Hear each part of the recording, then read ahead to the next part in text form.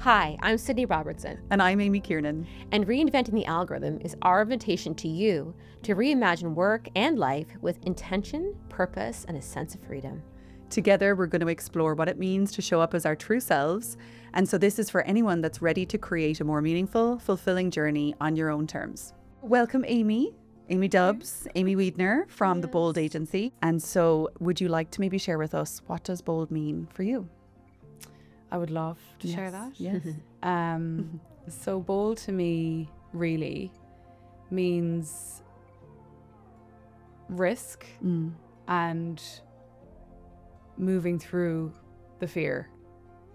And the biggest, most incredible shifts in my life have happened when I have just taken with both hands an opportunity that I kind of knew I couldn't fulfill, but I just said, I'm going to figure it out along the way and move through the discomfort and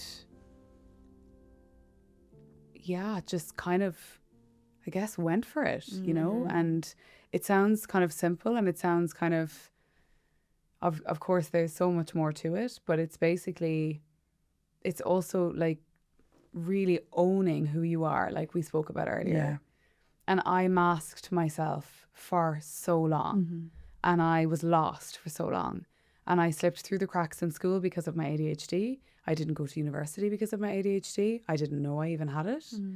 I just thought I was, you know, very forgetful and a bit scatty and, you know, I'm really poor attention. So, but now that I have the tools to deal with it, I am like, oh no, this is just me. And I understand myself now. And this is just the way my brain works. And I'm able to, if I'm drifting, I'm like, okay, I'm drifting. I'm just going to pull myself back. And it's really, I guess a big part of bold for me is creating a movement, like creating an existence for yourself. Oh, I love that. Like a bold existence, yeah. Because bold is not just my LinkedIn brand building business. Like it's a whole It's a way of being. movement. Yeah. It's an intentional way of being. It's a way of being. Yeah. Bold is a way of being. And it's just like, it's your life, it's yourself, it's your true self. And that's why, you know, I'm big on our potential. And I believe that so many of us are absolutely not going anywhere near our full potential. We're not anywhere near it. I mean, maybe I read too much David Goggins when I was younger, and I know he's like a lot, and he's like the other extreme altogether. I don't know him. We must. Yes. He's actually, like, I get it. Like, he's probably quite problematic in some ways, but when I was younger, like, I was all over stuff like David Goggins, because he just is like, What does he write? Is it like fiction or is it? No. He's an ex-Navy SEAL, and he's just a real doorbuster. Okay. Yeah, kind of like a motivational guru, but I don't really believe in motivation. Really big balls? Kind of, but he's actually kind of Really big amazing. balls energy. He's a bit too, like, I'm a bit more like, just give yourself a bit of grace and it's okay if you want to have a rest. But he's like, no, even if your legs are broken, just get out and go for a walk. Wow. Okay. Yeah, he's pretty incredible though. It's just that energy. And I'm like, and he always thinks I think I would start crying. Yeah, we'd all be bawling if he was Running for the like hills. anywhere near us trying to coach us, like our personal trainers, any of that. That's so funny. But I think, I hope I don't get the number wrong. He says something along the lines of that we're all only operating at about 40%. And that really got into my psyche when I was younger, I'm kind of my maybe late teens, early 20s. And I believe it. Like, and I remember when I first moved to London, and I love this city, it is amazing. But I remember walking around thinking, these people are exhausted. And I was always like drawn to, there was something in my soul and in my heart that was always just felt like there was something inside me that was bursting to get out, like an energy, like a fire, like something. I just believed that it was something. I believed that this would come someday. Now it's my company. Now it's bold. It's all coming together. It's all making sense, and it is a movement. Basically, that's how I feel about it. Yeah. And I would like walk around London, and I'm such a deep thinker. I'm always so inspired by different things, and you know, I'm very visual. I'm very musical, and I'm like just getting so in my feelings. And I just felt this kind of thing inside me, and I'm like, I know that I'm just going to be able to kind of find a way to put whatever this is that's going on in my brain into some sort of flow And then I'm going to be able to share it with people and get other people to do the same thing and realize their potential and realize their life. Like, you know, when you've been through grief, you're just like, have one body. We're just a bag of organs and cells on this earth. Like, there's things that we don't know about the universe that our brains and our minds can't even comprehend, right? Because it's so expansive. We can't even get there. Yeah. And like, there's magic in the air. Like, I believe 100%. In magic. I believe in the universe and spirituality. And I'm like, if we can just tap into that, like right now, and I know we have spoken so much about this, I am like operating on a higher vibration. Yeah. You definitely are. Like, yesterday I can feel on the it. way to the event, people were just staring at me and not in a, you like, were just they're checking me emanating. out. You were emanating. It's the energy. Yeah. And I was It's like, when you're so tuned in to who you are and your core self. I feel like you've so tapped into that so deeply. The self-belief that I can hear as you talk about what you've accomplished with your business and the way that you want to live your life is so rooted in like this sense of self-trust that it's quite, it blows me away. But it also, like, it does project physically as well. Yeah, absolutely. Like the brightness of your eyes, like the glow, like a glow. Do you know what I mean? Like, it actually does transpire physically as well. I think it's also, thank you. That's such a huge compliment. No, it's true though. And I think it's like even how I'm carrying myself. Yeah. It's like I'm almost taller because I'm higher and I'm in like a higher zone and I'm on a higher frequency. And just to the It's a real thing. Yeah. It's a real thing. I have been existing. A lot of us just exist. We drink our coffee. We get cheap thrills from things. We chase the dopamine. We, you know, drink and we, you know, gamble and have sex, whatever, do drugs, all these things to kind of just like keep our, you know, dopamine receptors fired up. Yeah. But like when you, and I've just like, I barely drink alcohol anymore. I have tapped back in a lot to music, but in the last kind of 5-6 months, I've been really creative, and I think building the business has tapped really into my creativity, and that makes me so happy, and that also makes me operate at a different level. And the other thing is that I'm really connected to my purpose, and I always knew that my purpose on this earth was to make positive change and to like make people feel good around me and to just kind of spread that energy. I've known that from a super young age. Yeah. But it's my woo-woo story is that there was this really lovely old lady I used to work. My mum had a clothes shop at home in West Cork and I used to work there. I think I was maybe 19, 20. And I met this lovely lady called Roisin. She was a local artist and she was physically disabled. And she used to come into the shop and I used to help her. She obviously needed like some special assistance. And I used to help her kind of find outfits and stuff like that. And we just basically really hit it off. She was a very quirky woman, bright red hair, just totally kind of living in another planet, but amazing. Like she was magic, and she used to be an artist. She used to draw pictures of nuns. Oh, very Catholic vibes. And no, I think it absolutely wasn't that at all. But anyway, so she said to me one day, she was really into crop circles, which at the time I didn't really know what they were. Oh, okay. I obviously Googled them. Nuns and crop circles. I wasn't expecting you to say that. Yes. Nuns and crop circles. That'll be the name of this podcast episode. Seriously. Oh my God. Oh my God, that's it. That's it. You just coined Nuns it, girl. and crop Nuns and crop circles. circles. Oh my God, go to rest her soul if she knew, Roisin. Oh, Roisin. She was amazing. So, yeah, so Roisin came in and then basically what started happening was she would just come in, not to even buy clothes, but to just sit, and we had a coffee machine. She would just sit for hours and talk to me and have coffee. If on the days I was quiet, it was quite a remote shop. And we would just chat for hours about, and I was like quite young, you know, so I didn't have much expansive mind stuff. I was like probably 19, I think. Okay. Just coming into yourself, really. Yeah, just coming to myself. I think I had my first boyfriend. I think I was just like, you know, going out a lot, just, you know, whatever 19, 20-year-olds do. Anyway, so one day she said to me, do you know that you're a star child? Ooh. And I was like, what?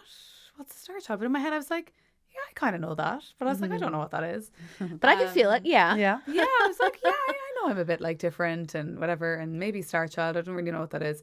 Anyway, so she said, you're a star child and it means that you've been like sent from another, whatever, your soul is coming from another place to do good in the world. And I took it on board. I thought it was a really lovely compliment. And I was like, you know, I felt really seen. And I was like, that's a really cool thing to say. I'm very different. Everyone wants to be different and unique and cool and interesting. Yeah. But then I kind of just moved on with my life and forgot about it. And then about a year ago, I never really used TikTok, but I was on TikTok looking for something. And the algorithm showed me something that was this woman who I initially looked up for something completely different. And anyway, she has this video and it's like, oh, to all of my my fellow star children who, when you look up at the sky, you feel homesick. And I was like, oh my God, I feel really homesick when I look up at the stars. Oh my God. I feel like really something happens to me when I see the stars. It's like I have to stop. And now maybe everyone feels like this and I'm putting too much meaning into it, but I feel a very strong connection with the stars. I always have done. Me and my friends used to always go stargazing when we were younger at the top of my drive. It was like a real thing that we used to do, driven by me. Yeah. And I just love it. And I feel so like moved. And so I was like, that really resonates. And she said star children. So I looked into it more and more. And basically there's this concept of star children it came out like I think in the 70s. A lot of neurodivergent ADHDers are star children because we just like see the world differently and we care a lot about. There's a lot of traits that are very common in ADHDers that is like that align to being a star child, that you are very passionate about social change, social justice. You're extremely sensitive. You can read a room and read a situation, totally empathetic. Just very, very moved by music and very into sound and just tapped into another level. And then, so I kind of went looking into it further, and then it's this whole thing of indigo children. And so to be honest, it probably is woo-woo. I don't know. But either way, I'm like, what the hell is anything? Like, what the hell is that's exactly capitalism? it. What the hell? These are all just ideas. Concepts. Like everything. They're all concepts. Everything came from a concept. Religion, everything, right? Like whatever you believe in. Like we talked about it last night in the panel, right? With Alex. And We are all beliefs and our meaning-seeking, beliefs. meaning-makers. Yes. That's what we are as humans. Absolutely. Meaning-making, meaning-seeking. Yeah. Yeah, that's And it's whatever you connect to, right? It's what you connect to. Yes. But I'm a planner. Like I like to look at the year. Like if you were to say like at the end of or this time next year when we come back for another Boldy event, like this time next year, what are some of like the three? I love three. What are three things that you're hoping to accomplish with the Bold Agency between now and then? Killer question, Sid. Yeah, I love three. Sorry. I love three too. So I want to take her best self to the next level. Her best self, your event series. My event series, my Bold event series. And I want to have different aspects of that. And I want to have her best self in public speaking. I want to have her best self in motherhood. Yes. Which you're going to be I very would love heavily to. involved in. And Gail. I would love to. And Alex. Yes. And I want to have her best child-free and single self. Because, you know, that's super important too. Yeah. And I want to kind of take it to new levels, and I want to start having it as one of my main revenue streams in my business because there's so much interest in it. There's so many speakers that are like trying to bite my hand off to basically get up there and speak, which is amazing because I'm not even paying the speakers at this stage. Yeah. So I'm just like, okay, I need to just lean into this. There's magic in this in some way, and I need to find a way to, make it accessible, but also make it really, really good. So that's a big focus, I think, for the next year. You need to stream them, by the way. Stream the events? Ooh. Yes. Yeah, I know, I do. You really do. Ooh. I do. I need to start streaming the events. I need to get some sponsors on board. Yes. Any sponsors that want a tight-knit group of women interested in a particular topic, they should talk to you. Well, this is like micro-influencing, right? Yeah. Like this is a very new and emerging part of, marketing budgets because it's an authentic way to connect with customers on a very small scale. Yes. And so what's becoming super hot right now is micro-influencers that are very mission-driven. Absolutely. That are fostering communities with meaning rather than like, oh, use this lip gloss and gets 15% off because all of that is so inauthentic. And I know that if I follow someone and they're like flogging a bloody lipstick or something, I'm just like, oh, you've just lost me. Yeah. And all that stuff is just so fake. And it's just feeding into capitalism again and again and again. And like the, sustainability or lack of. And anyway, so it's kind of like the community side of things, and there is something in that for sure. And I just have to basically really sit down and figure out a way of how am I going to pitch it to sponsors. These first 3 events for me was like the beta testing series. So it's like, are people interested? Can I get some really cool footage? How do I feel about doing it? How do I feel up there on stage? And like, obviously it's kind of, you know, the first one was great. Last night felt just amazing. And I'm like, okay, there's definitely something happening here. So I have to just package it up. And I have to also figure out what brands I feel really strongly and really aligned to. And I think that's important. Yeah, I think that is really important. Because your personal brand attached to another brand, right? So, but it's like a relationship, right? Yeah. And you're endorsing it by being involved. So I can see why you would want to be so intentional. Yes, totally. And, you know, and I think it's a relationship between the two. And I think for brands as well, for good brands that are doing great things, they want to see that they're working with someone who is representing them as well. Absolutely. Like full circle, you know, and that they're aligned in values. And the other piece is I want to take the LinkedIn coaching piece and I want to make it into something, again, that is easier for me to scale, but more accessible as well for people.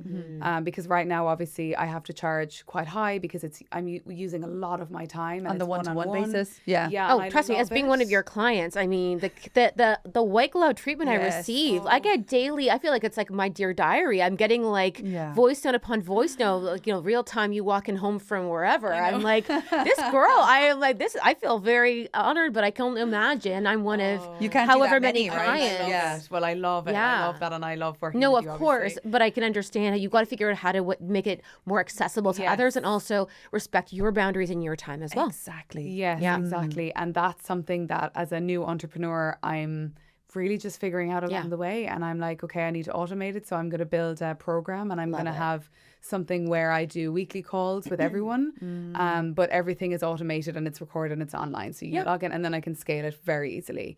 And then the third component is that I'm going to record some courses, and because I also want, they're going to be even more accessible then, and then I can obviously, you know, scale that even more. So it's a lot. Like, so her best self event series to the next level. Make your other offerings more accessible, and then online courses. Those are 3 amazing things to focus on for the rest of the year. Not even just on LinkedIn. I'm like, if I can make this entrepreneurial I was thinking that. work. I think in general, even when I met you and you were starting this business, you help people feel bold and brave and courageous to be their real authentic selves, and that can live anywhere. 100%. That can be, and that will be everywhere, because if you're working with somebody on a one-to-one basis and you help them with that mission and that purpose, it's naturally going to bleed into everything that they do. It's not just how they show up online, it's how they show up in their relationships with their family, you know, in work and so on. So absolutely, LinkedIn, I think you've been very successful on LinkedIn, and I think it's a great platform for, you know, even reaching people and all the rest. But the work that you do goes far beyond that. Thank you for saying that. That's how I feel. And it's like, but again, I suppose it's important to mention that the evolution of this situation it's evolved very quickly, but it started, and it was working with you as my coach that totally like shifted me into going from, I'm going to provide some ghostwriting services because I'm a top voice and because I clearly am able to make content that resonates with people on the platform. And then when I worked with you, you were like, no, you're not. That's not where your value is. You're going to coach people, and you're going to front and center program. Not in the background. Something exactly, and you're going to partner with them. And because I didn't have a coaching certification, I was like, I'm not a coach, but actually, it's like I'm a partner. I'm a thought partner on LinkedIn, and I have a framework. Our new favorite word, Amy. Yes, thinking partner. Yes. Advisor. Yes. Absolutely. Advisor. Yes. I love that word. Coach has been overused. We're talking about this. It's very saturated. So many different things. And I'm like, I am a thinking partner. I'm an advisor. I'm your partner, you know? And I have a whole career of being a hiring partner. And now I'm just like a thinking. And we need partnership. Like we need this. I heard a great quote on Threads the other day, and it was, you can't grow if you're only in conversation with yourself. Oh, wow. You know, because you can, like, you know, you can talk away to yourself, and you can journal and you can reflect, but you will only be limited by your own experiences, perceptions, biases, language, all of that. And so it's when you start working with other people that give you that sense of perspective, feedback, challenge, like Alex said last night, you then gain this perspective that you didn't have before that widens your own self-concept. And I think, you know, you always had that. Like, you're a super resourceful person. You know, I think everything in this conversation has pointed to that. The fact that you just, you know, knew that you wanted to fly. You weren't happy with walking, running even. You wanted to fly.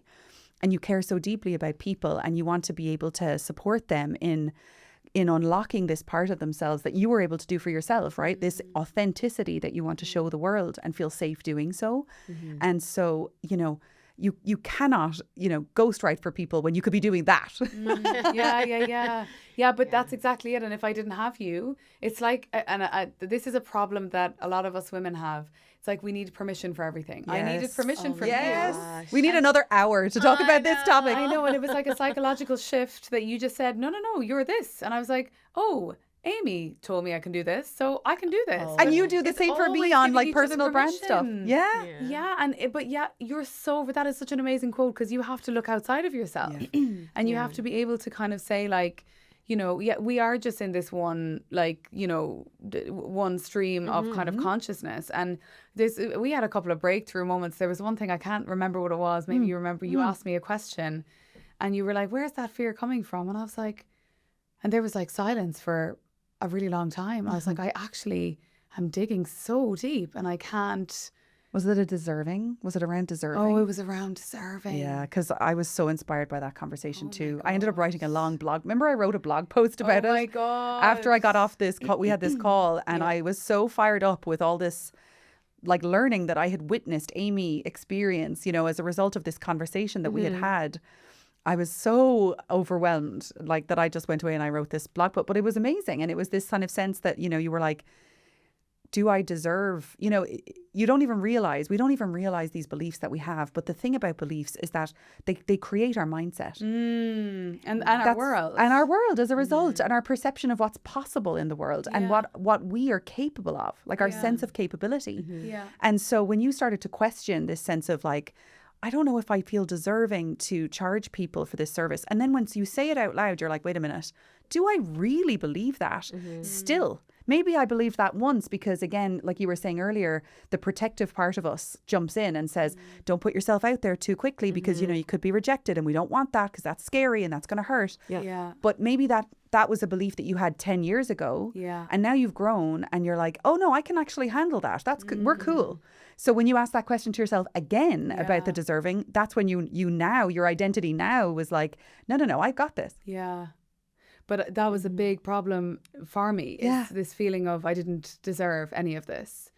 And I think it's a self-esteem thing. I think I've struggled with my self-esteem for a long time. And again, it's a very common ADHD thing with women especially, because we're just constantly told for our entire lives that we're stupid or we're, you know, forgetful or we're this or we're that. And like, how I told you that already. How are we not remembering these things? And I'm like, you know, we internalize this because children cannot see outside of themselves. So, you know, up until whatever your brain is formed, 9, 10, 11, you're just like, I am a problem. And, you know, so we internalize everything and it creates our mindset, it creates our world. And that was these like limiting beliefs and this kind of, you know, like jail and internally that I was trapped in about not being deserving because I was X, Y, Z and whatever.